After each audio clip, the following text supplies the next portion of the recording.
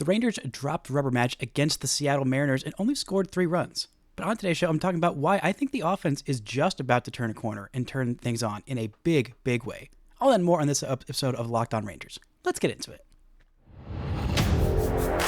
You are Locked On Rangers, your daily Texas Rangers podcast. Part of the Locked On Podcast Network, your team every day.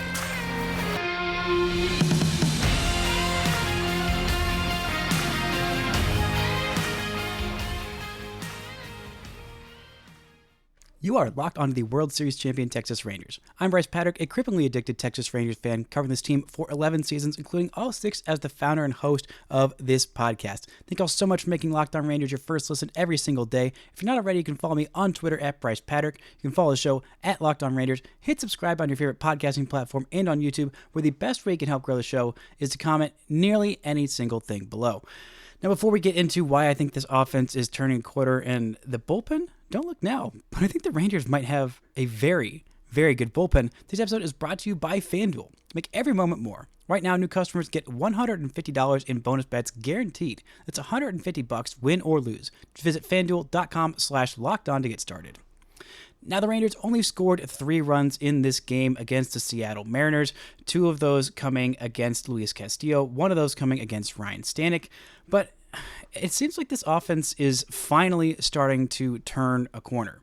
Guys are hitting balls hard. This was a lot of bad BABIP luck for the Rangers. I mean, they were hitting balls incredibly hard in this one, but still only scored the 3 runs. A .269 expected batting average from the Rangers compared to a .246 expected batting average from the Mariners. In this one, Mariners scored all their runs on 2 home runs, both coming off of Andrew Heaney, who is fine. I'll talk more about him a little later on. Not ideal, but getting 6 innings out of Heaney is not something you see very often. Getting 7 strikeouts and no walks is also not something you see very often, but it just wasn't enough for the Rangers in this one, who really teed off on Luis Castillo, and the fact that he was able to get through 6 innings and walk away with only 2 runs on the board was honestly quite a bit of luck. I mean, the Rangers hit the ball incredibly hard, including 2 of the hardest hit balls, actually most of the hardest hit balls in this one ended up being outs, including a 107.4 mile an hour line out from Corey Seager,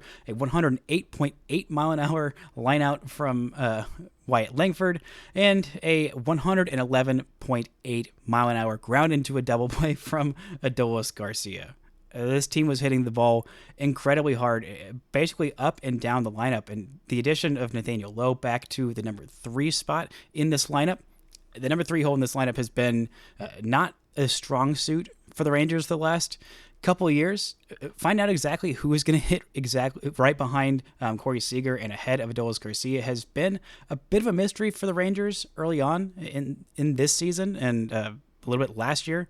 Thought it was going to be Nathaniel Lowe, and it was for the first half, and then Lowe just had a bad offensive season, or subpar, not 3-hole caliber offensive season, and it was just a rotating cast of who's going to hit third. But right now, it seems like it's going to be Nathaniel Lowe, and he had his first home run of the season. Just took him 5 games to get that. It's taken Wyatt Langford a few more than that to get his first home run. He still has not yet, but Nathaniel Lowe's at-bats have looked fantastic. He has been a welcome presence back into that lineup. The defense at first base, just getting him back, and looking at the depth of this lineup when fully healthy, you have, it seems like Jonah Heim's going to be hitting 8th. His at-bats have been fantastic, including a pinch hit single to extend an inning and get Marcus Semien up with a runner in scoring position, which Marcus Semien did exactly what he does, which is drive in runs as a leadoff hitter.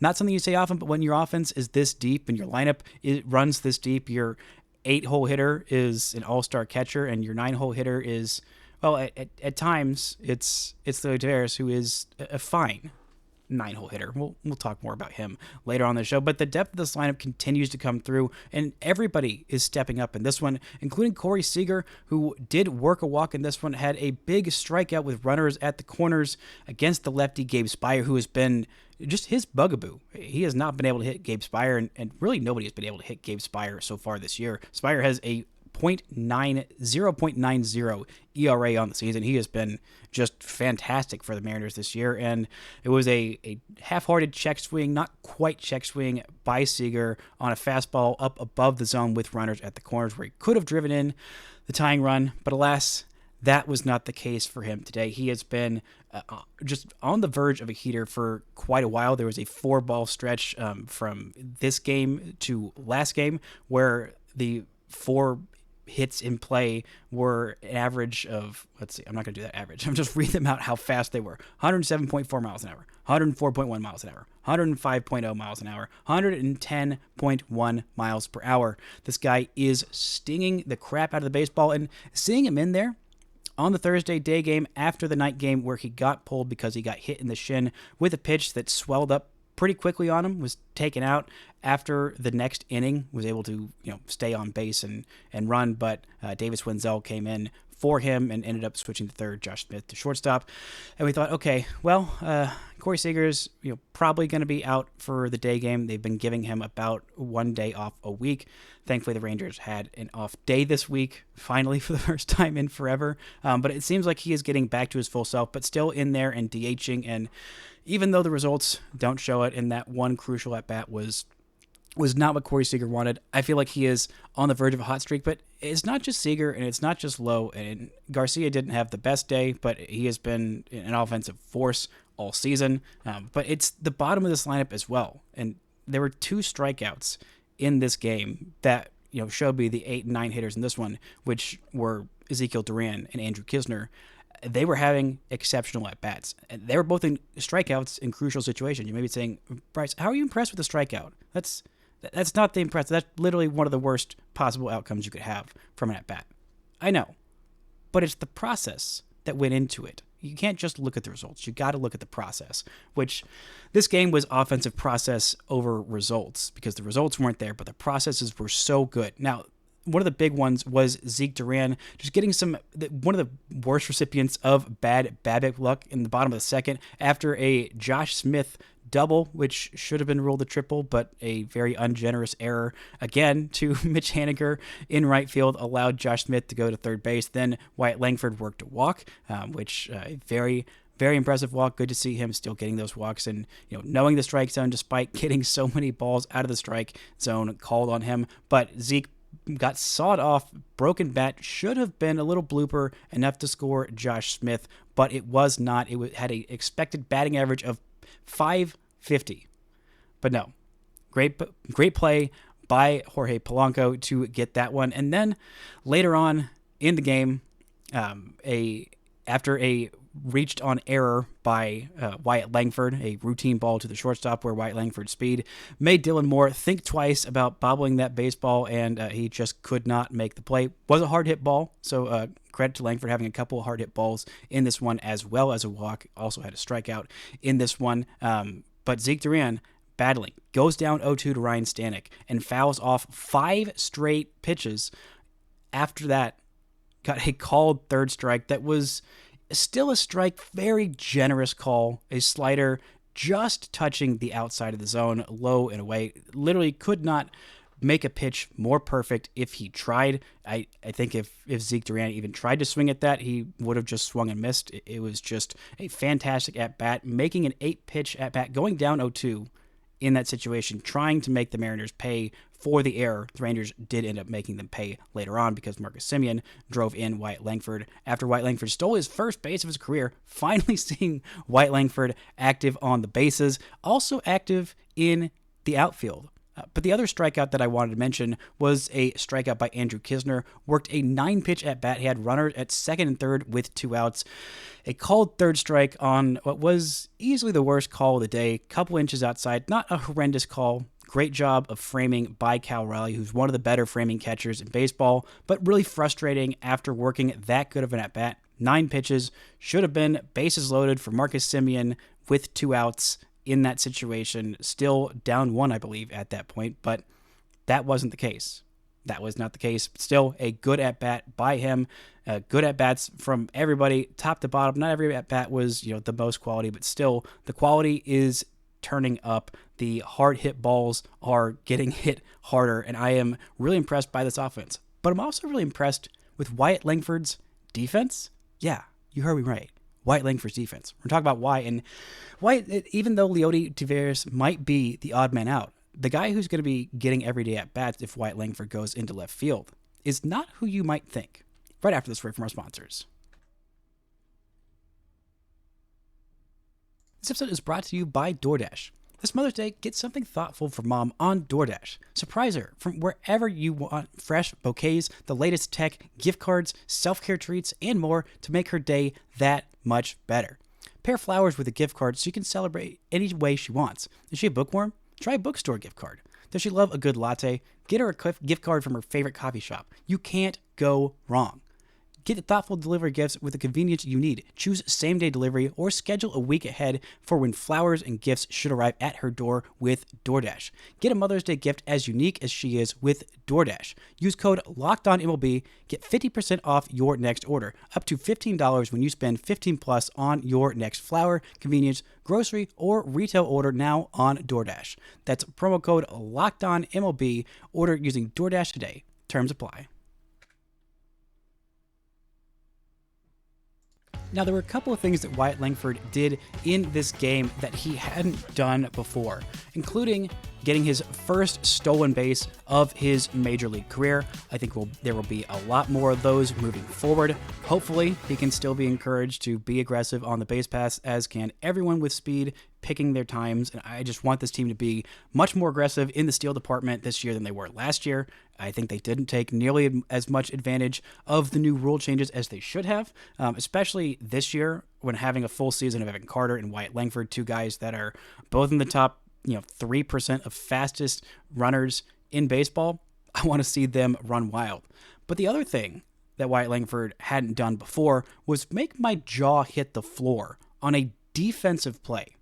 This came very on in the game, that literally the second batter of the game, Julio Rodriguez, led off with a single, and then Mitch Haniger hit a ball 108.6 miles an hour, a just screaming line drive off of Andrew Heaney, literally the third hardest hit ball of the entire game. Of course, the other two above it were also outs, one of them by Wyatt Langford, that 108.8 mile an hour screaming line drive. But Mitch Haniger had a 900 expected batting average on this ball that was hit. It should have been right about at the fence, wouldn't have been a home run in any single park, but Wyatt Langford got on his horse very quickly, made a great read on the ball with a very, very fast runner at first base. If this got over his head, it assuredly would have been at least an RBI double, if not a triple, depending on how the ball carried away. But Langford read it great off the bat, made a great read, used all of his speed, and leapt at the perfect time, extended his arm high above his head, made a phenomenal catch on a ball with a 900 expected batting average. 900 expected batting average. That was the highest expected batting average of any ball hit this entire game. And there were 4 home runs in this game. This ball had a higher expected batting average than any of those home runs, any of the other extra base hits, of which there were plenty in this one.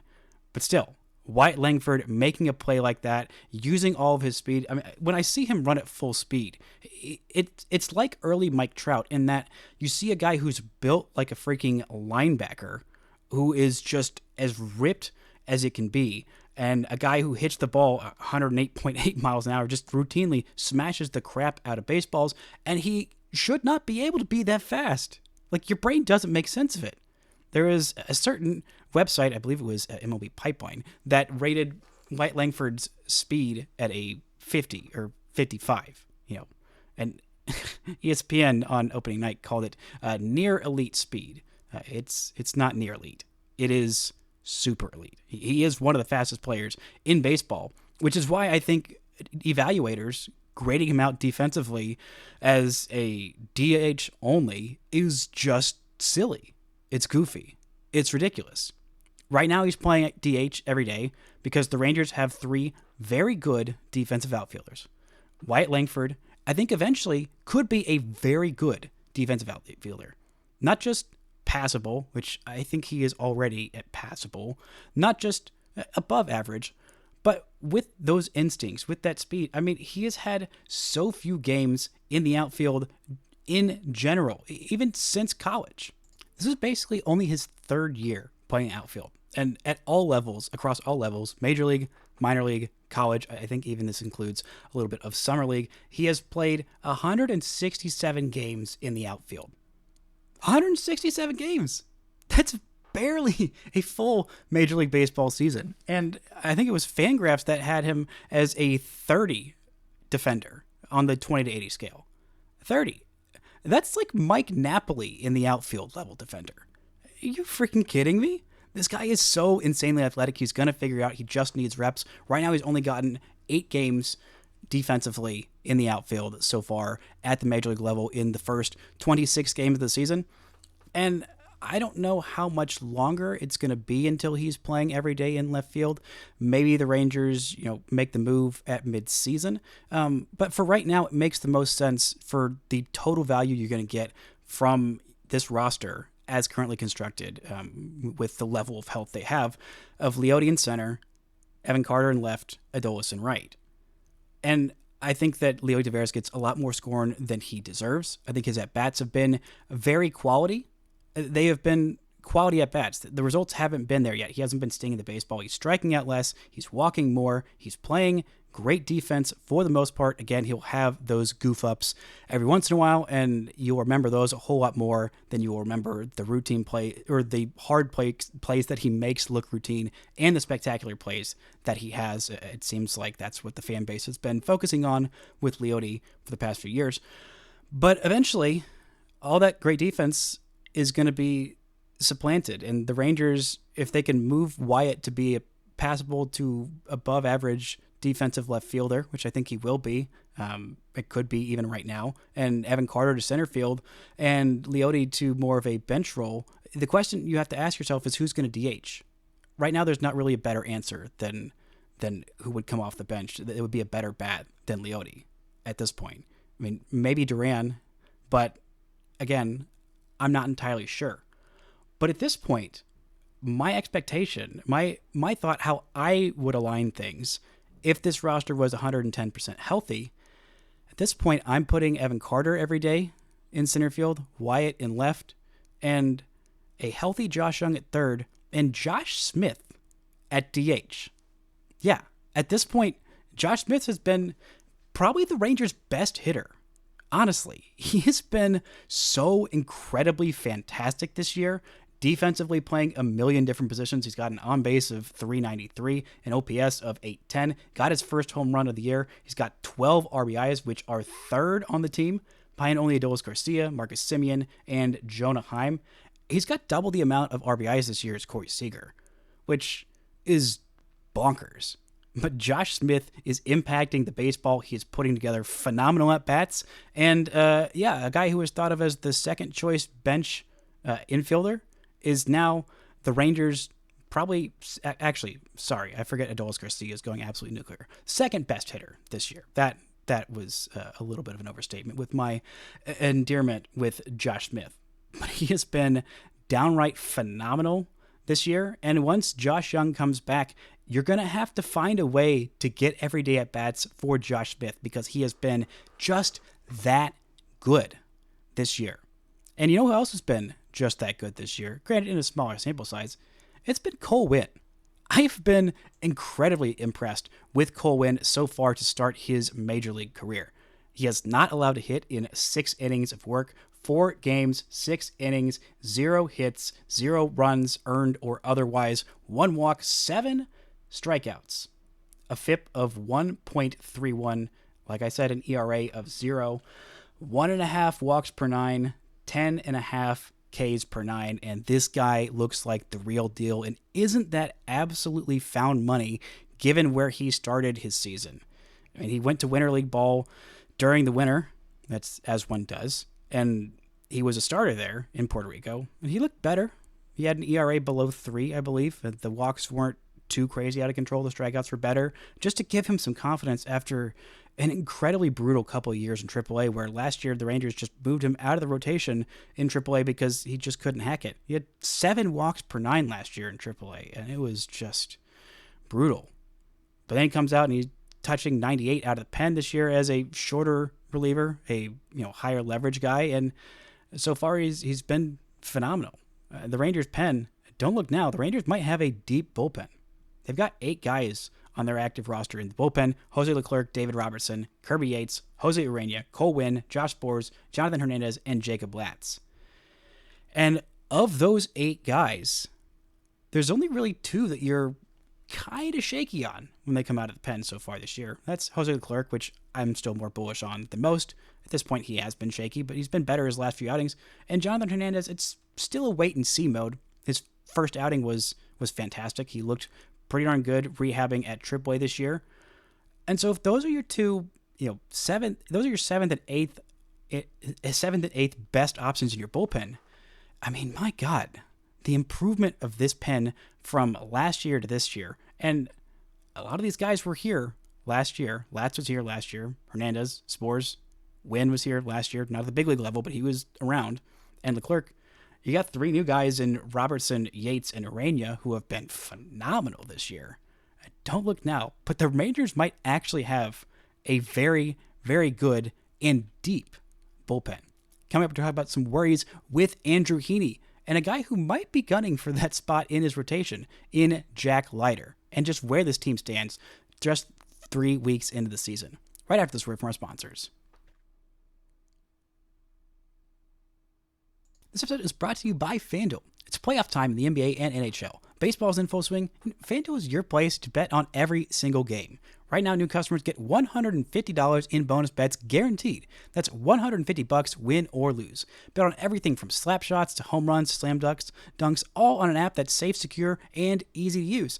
The Mavs are tied 1-1 with the Clippers. If you're feeling good about Luka Doncic going off on Friday night against those Clippers, you can make your bets there about the Mavs winning it all or the Stars coming out of their 0-2 hole. Bet on all of it. What are you waiting for? Go to FanDuel.com/lockedon and make your first bet an automatic win. FanDuel, America's #1 sportsbook. Now, I cannot believe I have gone this far in this episode. I cannot go any further without mentioning Davis Wendzel. Congratulations to Davis Wendzel getting his first big league hit in a pinch hitting performance, no less, against Gabe Spire. The only hit that Gabe Spire allowed. It was fantastic, but in comes, I believe that was... that was Gabe Spire. Okay, pinch hitting for Evan Carter against the lefty. Finally gets his first base knock. Nothing cheap or easy about it.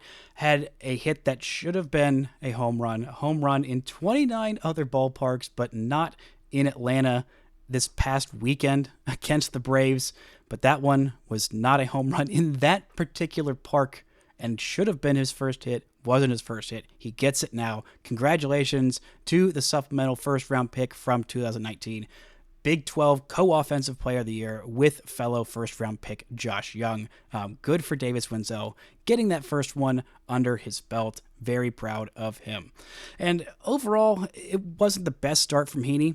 He got hit for a couple of home runs, and usually the problem with him, if he's giving up those home runs, he's been very walk-heavy. And so if you can make it just a solo home run, usually those won't bite you too badly. But both the home runs he gave up were 2-run homers, and both of them came after giving up very hard contact hits. So avoided the walks, but 7 strikeouts, 6 innings for him on just 79 pitches. That's not something we see a whole lot. Usually the 80 to 90 pitch mark, I think, is where we're going to see Heaney from this point now on. He had some innings where he didn't face any trouble, but then again, the hard contact, when he's missing, he is getting lit up, and his velocity is down quite a bit this year from last year. I mean, right now he averaged 92.5 miles an hour with the fastball last year, and it has not been that fast this year. It has been down to 91 miles per hour in the bottom 11% of fastball velo. He's getting hit hard. He's striking guys out at an okay rate, not walking too many. His expected ERA is a little lower than his actual ERA. Expected ERA of around 4.5, and his actual ERA is at 6.26. But still, it's been a frustrating year for Heaney, and there might be someone coming for his job. Now, it's not just whenever Cody Bradford gets back. We got an update, which was not an update, from Bruce Bochy after the game, is that Bradford's continuing to rehab. We did get an update on Max Scherzer and his rehab. His second rehab start will be on Tuesday with the Frisco Rough Riders, who will not be in Frisco. They will be in Corpus Christi against the Hooks. So that will be his second rehab outing, looking to go 65 to, I believe, 70 pitches in that one. Maybe it's 60 to 65, but I think it's 65 to 70. He will have an extra day's rest from normal rest because the minor leagues get Mondays off for travel. But it's not been the best start to the year for Heaney. I think that his starts have been a little better than his stats indicate. 2 stinkers against Houston kind of ruined those numbers and ruined what should have been some wins against a lowly Houston Astros team, a Lastros team, maybe even a Disastros team. I don't want to poke the bear too much because they still got a lot of talent on that roster. Have been incredibly hurt, but watching them lose has been a nice consolation prize, the Rangers not being exceptional this year. But a guy who is coming for Andrew Heaney's spot in the rotation, maybe not tomorrow after a rough major league debut for Jack Leiter, but the first start that he had after his major league debut, he said, I cannot wait to get back to the big league. I cannot wait to get back out there. I have to be better. I will be better. And I am going to be better than I was in that start against Detroit.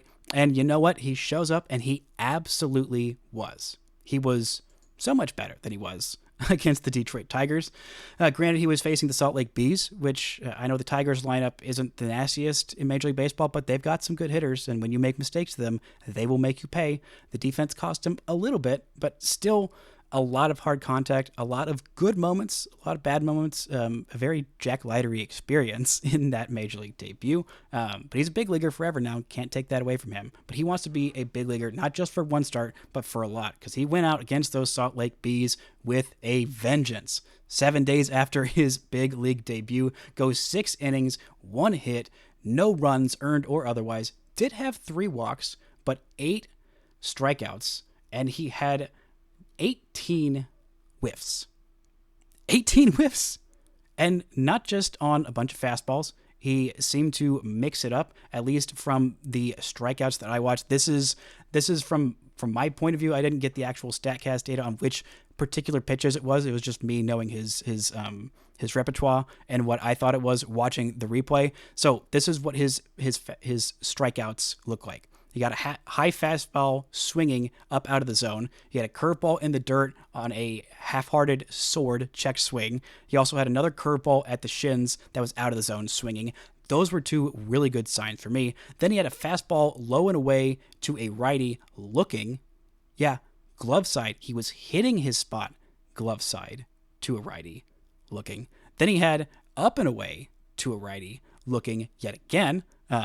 So back-to-back strikeouts looking on a fastball painted on the outside portion of the plate to a right-hander, something he had not done. The one thing that he had just never, ever done is just missing glove side, and there he was, back-to-back strikeouts, painting the outside glove. Then he had a curveball down and in to a lefty that was strikeout swinging. Then he had what I thought was a cutter, might have been a slider. It was up in the zone and away. Out of the zone, I should say, with runners at the corners to a righty, strikeout swinging. That was very impressive in a leverage situation. I believe that was 2 outs to end the inning, so big strikeout there. And then the last strikeout of the day, the 8th strikeout, a fastball middle away to a lefty, so arm side, not glove side. That one was looking as well. So 3 fastball strikeouts looking, 1 fastball strikeout swinging, 3 different curveball strikeouts, all chases down out of the zone. That is a great sign for Jack Leiter. Now, I know he did still walk 3, was a little erratic. Not all of those strikeouts were him exactly hitting the mark with Sam Huff, the catcher, but getting those swings and misses, painting on the outside portions with the fastball, and getting the swings and misses, the chases out of the zone with the curveball. That is what we have not seen from Jack Leiter in some time. That is why watching those replays of the strikeouts, I got just super excited. I thought, oh boy, that curveball was straight up disgusting at Vanderbilt.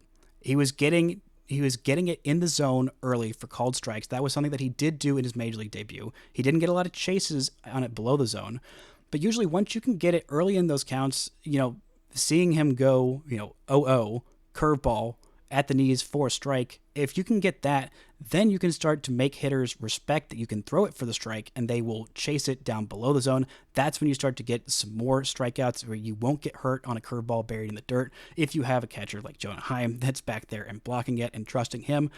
And if you're not only, painting not only getting the chases out of the zone low with the curveball, which we hadn't seen be all that effective in his minor league career so far. It's come at times, but it hasn't been super consistent. If he can do that consistently and also paint the outside portions of the plate with that fastball to righties and lefties, and also use that cutter up in the zone and get those called strikes. I mean, it was just such an impressive performance, and those were only eight of the, those are only the 8 strikeouts. I didn't see all of highlights of all the 19 whiffs that he had. I mean, what an impressive, 18 strike swing that he had, and 13 strikes looking of 86 pitches. So he did all that in 6 innings of work on 86 pitches. That looks like a man who does not want to be stuck in AAA for much longer. He had a long stint at AA, a couple of years long, and he does not want to be in AAA for much longer. He has tasted the big leagues. He is just so hungry for it, and I am so excited by this. Now go out there, Jack. Go do it again, and then go do it another time, and then go do it a third time just for good measure, and then who knows? He might be back up in this rotation, moving Heaney to the pen, or Dunning, or heck, even Michael Lorenzen. I mean, if he looks like this, and maybe limit the walks next time a little bit better, but still a phenomenal first start back. It'd be easy for him to be discouraged, like, oh my gosh, I just got lit up in my big league debut. Everyone saw. It was so embarrassing. I should have been so much better. And I got mauled by the freaking Detroit Tigers. And he said, okay, let's use what I learned. Let's improve. Let's go out there, get to work, and get better, because I showed myself I can strike out big league hitters, and I'm going to a lot in my career. So let's go do the work. I know what I need to do even better than I did before, and having that taste of the big leagues, I think, has made him just that much hungrier to get back and show that he can stick there and be the Rangers' best homegrown starter in a long, long time. And I have all the faith in the world he is going to do that. That's going to do it for today's show. Thank y'all so much for listening and subscribing, and until next time, don't forget to enjoy World Series champion Texas Rangers baseball.